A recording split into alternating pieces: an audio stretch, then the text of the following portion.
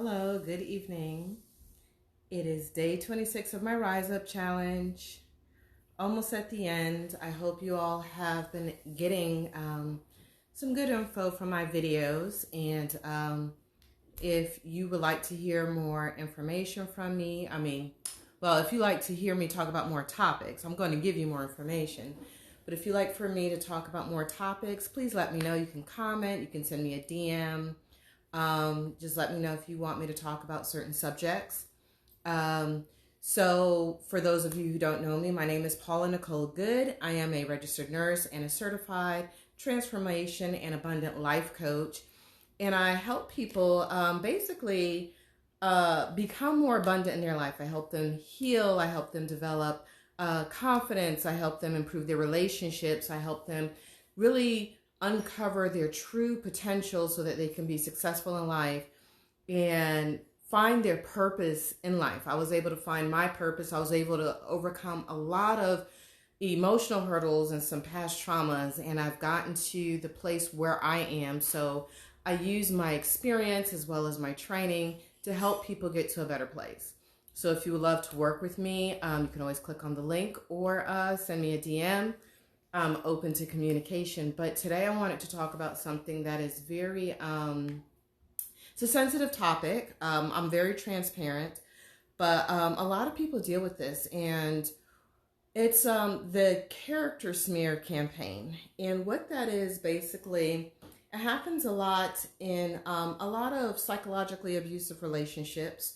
A lot of times it happens to those who are in a relationship with a narcissist, and it doesn't necessarily have to be just a romantic relationship. It could be a relationship with a family member. If you have a parent who's a narcissist or has narcissistic tendencies, or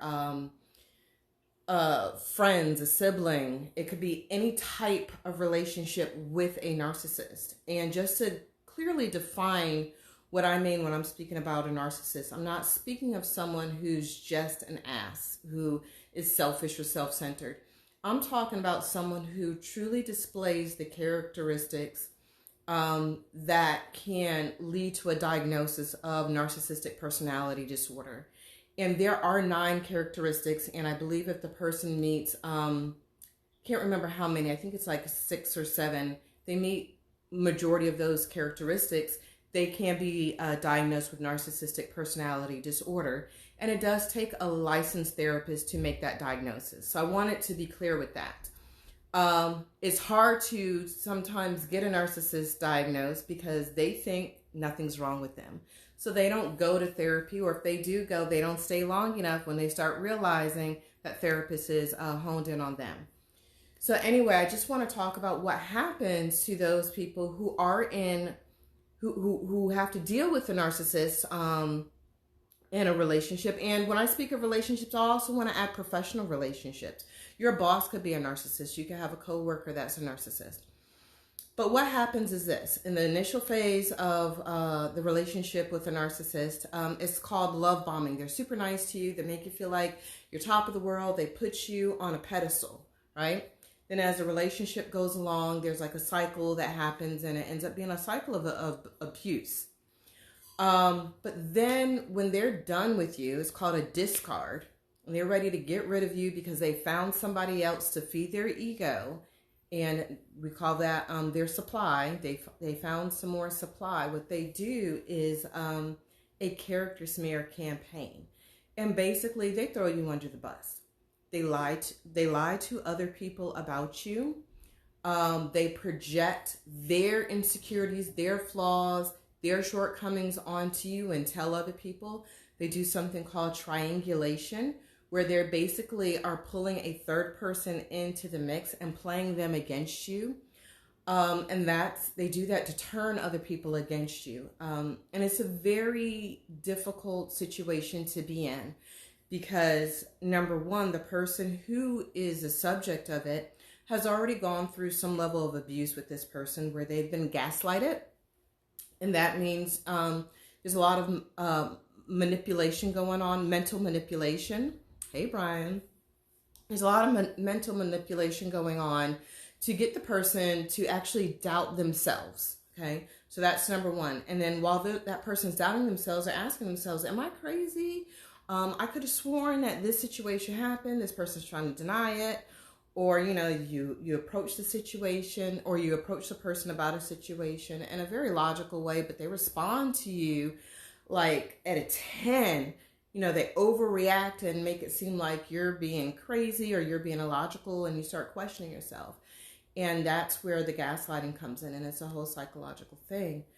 But they do that. They have controlling behaviors. They do a lot of the triangulation, as I mentioned, where they're bringing other people into the mix, and they're playing those people and making those people think that you have some issues. They'll talk about you, but they'll talk about you in a nice, loving way. They'll say something like, Paula, she's so sweet, but, she has this flaw about her and it drives me crazy.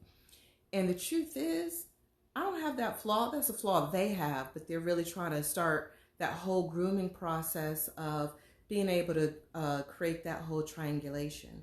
But then what happens is when that character smear campaign comes, you get those full all-out lies being told about you.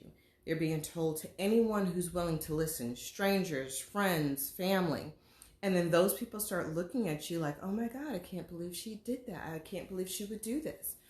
And I'll tell you, I've been a victim of that on some pretty deep levels. So for those of you who are going through it, I understand how it feels.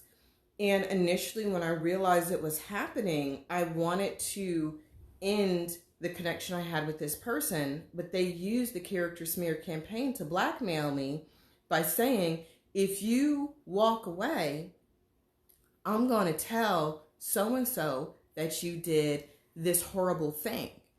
And then I was worried that, well, what if they believe it? Oh my gosh, that'd make me a horrible person if they believe it, even though I didn't do it. And somebody like me, you don't want someone to think that you've done something so horrible. So you're like, oh my gosh, no, don't do that. And you're like kind of stuck. They keep you stuck in this situation because you don't know what to do. Okay. But I'm here to tell you there are things that you can do. Number one, the first thing you need to do is believe in yourself. Believe your truth. Know that what you say, what you do, who you are is the truth. When you begin walking in your truth, nobody can shake you. That's number one. Number two, if you are aware of the lies, if they're so messy that they're going to threaten you and tell you their plan, stay 2 steps ahead of them. What I did in that situation, I said, you know what, let me go ahead and let so-and-so know that someone may come and tell them some lies. And I sure did. I went and told them. They were like, oh, we would have never believed that about you. And that was eye-opening for me because I realized these people were my true friends. They would have never believed those lies. That leads into number 3. Understand the people who are truly your friends, those people who are truly loyal to you, those people who know who you are, would never, ever believe these horrible lies about you. The people who will believe those lies, they don't support you. They don't have your back. They're not loyal to you. They are not your tribe. And when you walk through life, especially when you're recovering from something such as narcissistic abuse or any other type of abuse or toxic situation, you need people to have your back. You need a support system. You need people who are strong, who are going to be there for you and remind you of who you truly are. So those people who believe those lies, those people who fall victim to that character smear campaign, I call them flying monkeys. And it's actually a term, you can Google it. Those flying monkeys that those narcissists pick up, let them fly, let them be part of that circus. You remove yourself from that circus. And when you do and you walk in your truth, you know who your true friends are. You know who your true family is. And it does hurt when the truth comes out of who believes you and who doesn't. It hurts. Let me tell you, I understand, been there. But now you know the truth.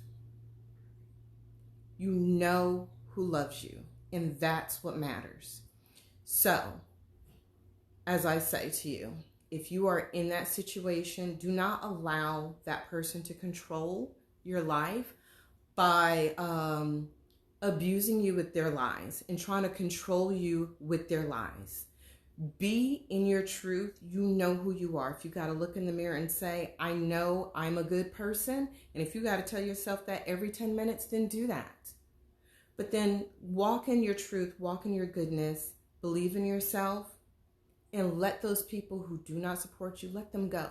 Because when you do that, you will find that the people who stay and the new people that you find along your journey are those who will truly support you. And you'll look back and you'll say, you know what? They weren't worth my time and effort anyway. So I challenge you all, even if you're not in this situation, I challenge you all to walk in your truth and believe in yourself, so that anytime anything comes your way that tries to shake your foundation, you know who you truly are, and you know the people who are coming after you are not worth your effort and time. So I wish you all lots of love, lots of peace, and many, many blessings. Have a good night.